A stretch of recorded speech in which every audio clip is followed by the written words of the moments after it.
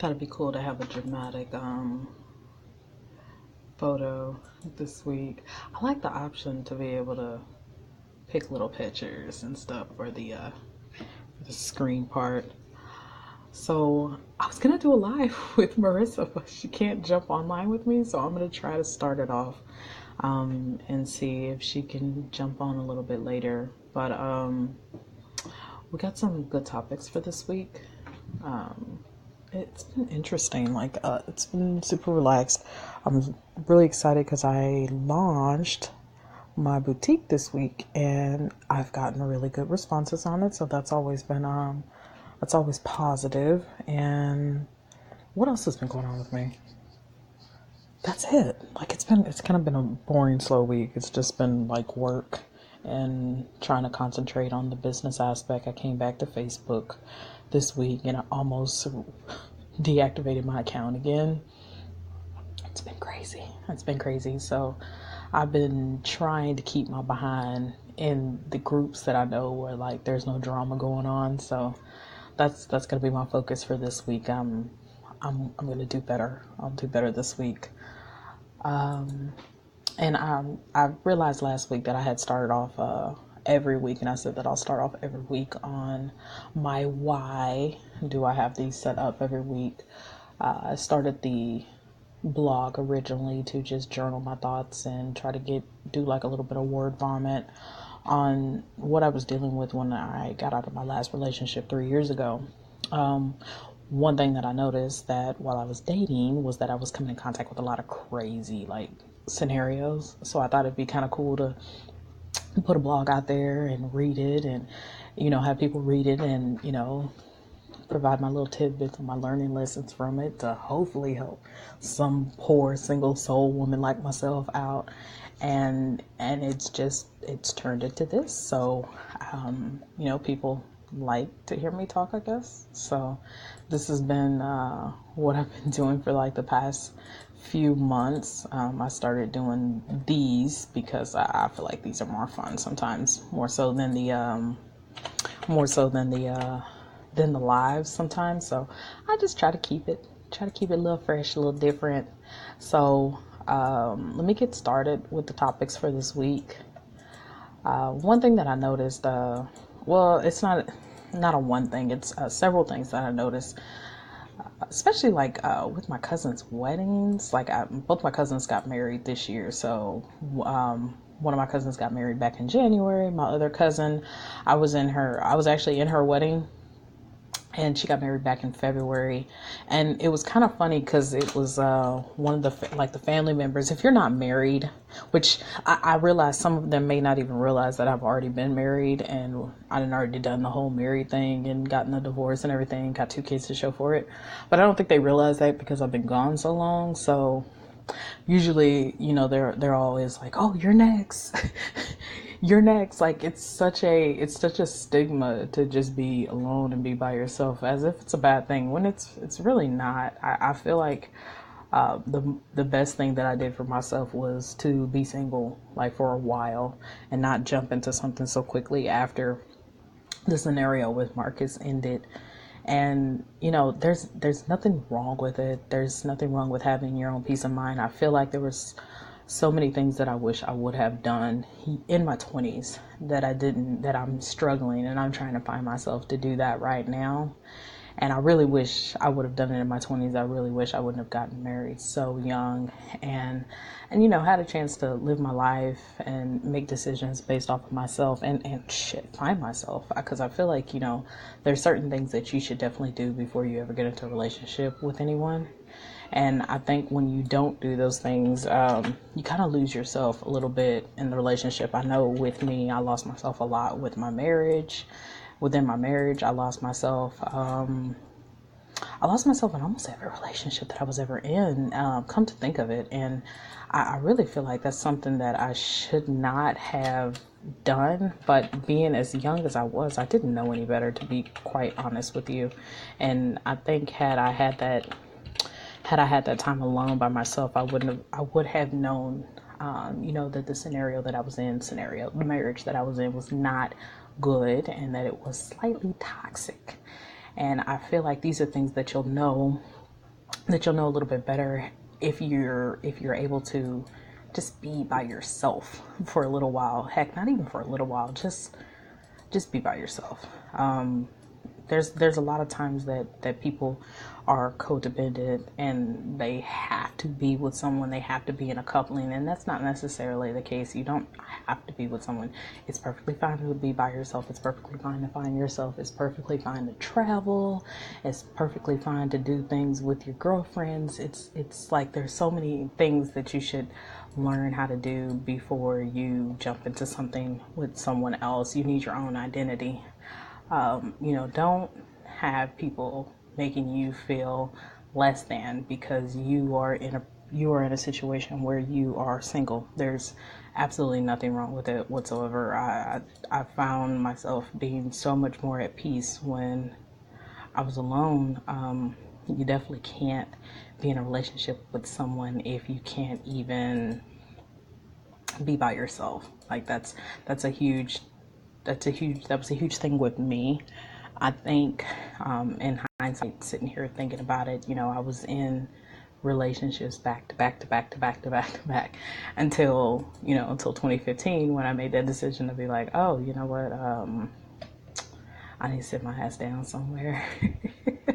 Right now, I need to sit my ass down somewhere. So I think when you do those kind of things and you have that mindset that, I need to take a break. I need to be by myself. I need to think. There's nothing wrong with thinking.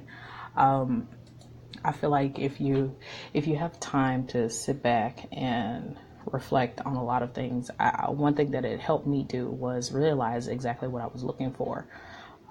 I thought I did.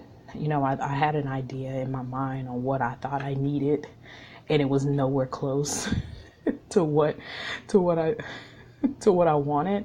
So I feel like having those experiences, like those dating experiences, it kind of gives you an idea of exactly what you're looking for.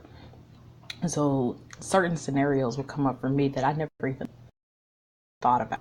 Like I never thought that I wanted someone that possibly had kids. It would be nice for someone that already has kids because I was already in a dating scenario with someone that had no children, and his mindset was that he wanted me to have children with him.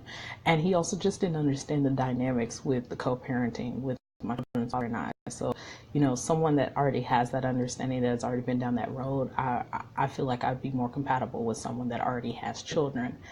Another thing I realized, like, I don't want to date anyone with children younger than mine.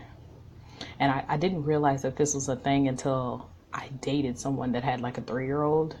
And it just was like the stuff that I would not have to worry about. Like my kids are older enough, they can watch themselves now. So there were things that I didn't even take into consideration. There were things that I didn't even think about whatsoever. And, when I meet someone with a 3-year old and you have to find a babysitter and you have to do things, or and I'm talking about fathers who like have their children, like there's no mother involved, there's none of that. And, that was something that I kind of realized, like, I need that. Like, I need that. I need someone who's actively involved in his kid's life. Like, that was something that was of importance to me. There were a lot of things that I just had no idea. I just had no idea that it was even going to be a factor for me. I know one thing that I realized, that there are certain questions that I have to ask people before I even meet them in person. And a few things that I have been noticing is like men were rushing. And then when I meet them in person, it's just like everything with them. It just was not good. It was literally like that was going to be our last date. That was going to be the only date. There was never going to be another date after that. I've been running into a lot of entitled men lately. I feel like any man that tries to rush you, and I'm speaking in the aspect of online dating mostly because, of course, that's where my expertise is. It's not really so much, I don't really catch this with men that I meet face to face. That's not to say that they don't do it, but I'm just saying, like, the higher level of men that do this, they're usually men online dating. So, they're really entitled. I show screenshots. I have a group of girlfriends. We're in a group together, and, we're posting screenshots back and forth with each other throughout the day on crap that we see. A lot of the times the crap that we're seeing, it's just more or less just men that feel like men that feel like they ought to, that you have to speak to them. They feel like they're entitled to you. They feel like they should. And I think the most recent one was, I have friends that they put on their profile the type of men that they want to approach them. And, you still have men, even though that they say that they don't want to date a man with children, that's their preference. Even though they say these things, these men still message them anyways. Like, I don't give a fuck. This is what we're doing. I'm gonna do me, and I thought maybe you'd make an exception for me. Like those type of things to me are like really like red flags for me. Those are good key triggers to run away. Another thing that I usually are early signs are forceful men. So I actually had a friend this week that had a scenario where the guy was like, oh, I want to talk to you. Here's my number. Call me. And he just kept like, call me. Like any guy that usually gives his number like within his first message, like his introduction message, that might appear like a copy and paste. I like to call those like the phone collectors. Like they just collect your number. They don't really do anything. They're not really trying to get to know you. And I don't like men that use the app as a buffer to try to get you to hurry up and move you offline, because it's kind of more or less, it's really no point of him even being on online dating. And if he's just on there collecting numbers quickly and fast, he's usually just looking for sex.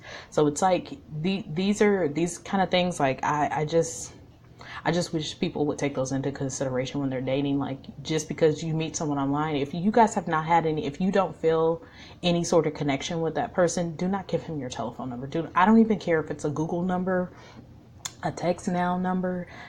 Don't take him offline. Like he is not someone, he's just out here like sport fishing. He's not really trying to look for anything of substance. He's just out there just tossing a net and hoping hoping that he gets a bite. That's why I'm a firm believer in rotational dating. Rotational dating is where you're dating multiple people. Like my girlfriends, like for years, would joke and laugh at me because I always talked about my rotation. Like I kept at least, well, after Will and I separated, I would keep like 5 to 10 guys. Now that's not to say rotational dating is not that you were sleeping with all these men. It's not that you're going on dates with all these men every night of the week. These are men that you have felt some form of connection with them in some way, shape, or form, and you feel like they are worthy enough to give them a little piece of your attention. Now, 5 to 10 men, I wouldn't even dream of doing that right now. But at that time, it was easier for me to do it, I guess, because my kids were in another state, so it was just me by myself. And, I had a little more time on my hands. I mean, I worked 40 hours a week, but I had a little more time on my hands to entertain 5 to 10 guys. And some guys, they'll take you out on dates. Some of them, they'll just talk. Now, now I wouldn't entertain a man that would just text me for 2 weeks. Like he would actually get put out of the rotation. So those type of guys, like after about a couple of weeks, if they're still just texting you guys aren't talking on the phone, like they need to get their spot moved to the end of the line, and somebody else needs to move forward. And I feel like when you do this, you're not like setting yourself up for failure. You're not putting your eggs in a basket. I feel like any woman that's not exclusively dating anyone, she definitely should not put her eggs in a basket with any man that she just met like within a few weeks or so. I feel like if you keep a good rotation around, you're not really getting caught up and getting feelings. You can still get to know someone with rotational dating. I know people say, oh no, you can't do that. Now if you feel like you can't, try to keep the number down to like 2 or 3 then. I wouldn't even say 2, I say 3 because usually if you do 2, one or the other is going to be acting stupid that week, and one of them might have to get fired. So I always say keep 3 if you're someone that, if you're actually trying to get to know people and you want, it's very difficult to try to get to know like 5 to 10 guys all at one time. Believe me, it's very difficult. Somebody's going to get mixed up. So if you're one of those people that, you can't keep stuff together, you can't keep it straight, try to keep it down to like 3 men and date them. And one thing that I always suggest is be honest about it. There are some men out there that have an issue when you first meet them. Hell, and I'll be honest with you, like even online, like when you're talking to them online, they're like, oh, I don't want to do this. Like, I think one guy like cussed out my friend and called her a serial dater. There is not a damn thing wrong with serial dating, especially there should be no man online that's mad at you for serial dating, especially if y'all never met in person. And, anybody that has an issue with that, he has an issue with the fact that he's going to have competition. Now, if he doesn't want the competition there, he's going to do what he needs to do to make sure to make sure to eliminate all the other men, where he's going to be the last man standing. Like, if he doesn't want to do all that and he feels like that's going to be too much work, then cool. That's the whole point of having the rotation. Don't put your eggs in a basket with like one guy. Multiple eggs. Multiple eggs, multiple baskets. One thing, it's like you have these guys, they're like, oh, I just want a girl for me. I just want her to, be there for me. And one of the things that like my friends have been like posting with the guys, like we've been posting like their profiles and everything. They want a ride or die woman. Let me tell you something. And I'm only saying this from personal experience. Being a ride or die chick will stress you the fuck out. It seriously will stress you the hell out. I did that and I was sick. I think I was having like breakouts. Like I have breakouts for two reasons. I have breakouts for only two reasons. I'll break out because I've been eating bad or I'm stressed fuck out. And usually my stress, like stuff that's like what I call control stress, like bills, kids, things like that, those kind of things do not break me out. But like stress of a man always seems to break me out. Like it's either bad food or stress from a guy. And I feel like anytime like my face is breaking out right now, but I've been eating bad. Like, and what I call bad is like I actually been eating carbs. So I've been doing pretty good. I've been doing pretty decent, but like I think I had a burger like the other night. and like literally my face has been breaking out from just eating bread and stuff. But like when I was trying to be ride or die and I was trying to, I had a guy that was living with me and I paid all the bills. Like I paid every single one of the bills. Like he paid absolutely nothing. He stressed me the entire hell out. I was sick. I couldn't sleep.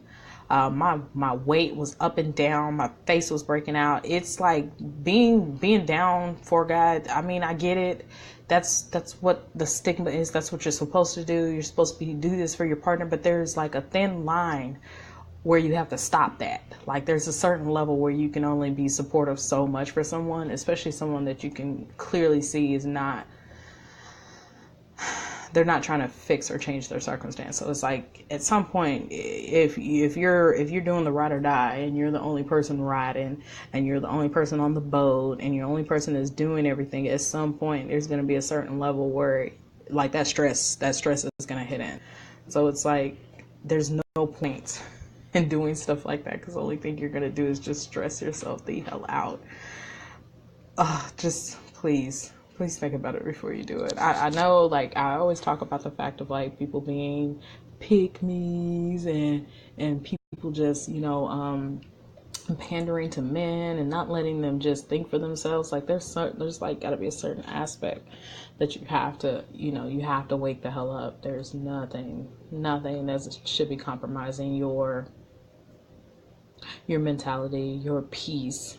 I've said this was my year that my focus is on protecting my peace. Like that's something that's super important to me. I need total and utter woosah for 2018. Like that's really important to me. So I've been doing everything that I possibly can to focus on that. I've been doing everything I can to make sure that I don't set myself up to any type of thing where I will be frustrated, where I will be stressed the hell out. I can't have it. I can't have that, especially not this year. I really think it's important for me to have peace. Some of my focus is on this week, working, making sure I go to the gym. I have posted my results. Like you guys can actually see like my body and everything in the post in my blog. I linked the blog on this particular podcast, so it's actually in the caption, so you guys can check it out. What I've been doing, I haven't lost any. Like I lost 1 pound. Listen, I have like non-scale victories where I've gone to the gym 4 days out of this week. I have beat my time because the first couple of weeks I was walking to the gym, but now it's like I'm jogging, I'm running to the gym and stuff now, and my gym's like almost like a mile or two away from my house. So last week I went to the gym like 4 days out of the week. Like these are things that are more important to me, I guess, than the scale moving. I put on a dress today, like a dress that I bought, and I didn't feel like a big old whale. So it kind of like there are things like, and I'm starting to notice like my arms aren't as big.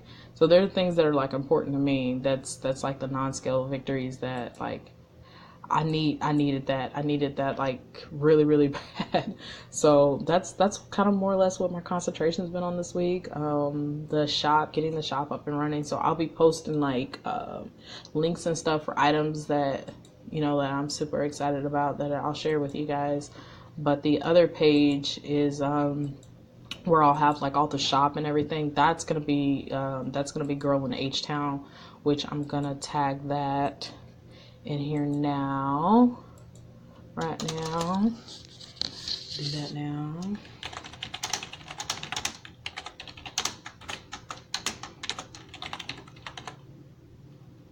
I feel like I'm doing it wrong.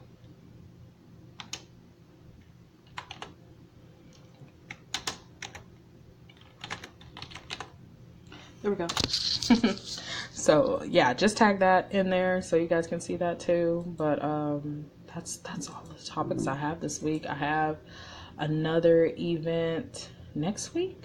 Do I have one next week? Yes, I have another event next week. I'm getting ready to set that up and send out the invites for that shortly. And then I gotta let my dogs out because they're like totally napping in the kennel right now because I went to HEB and I got a whole bunch of stuff to make dinner for tonight. So I'm gonna make some dinner, hopefully watch a little bit of True Blood, and hit the ground running on my week this week. Well, I thank you guys so much for jumping on, listening, and all that good stuff. You guys have yourself a blessed, prosperous week. I love you so much. Talk with you soon. Bye.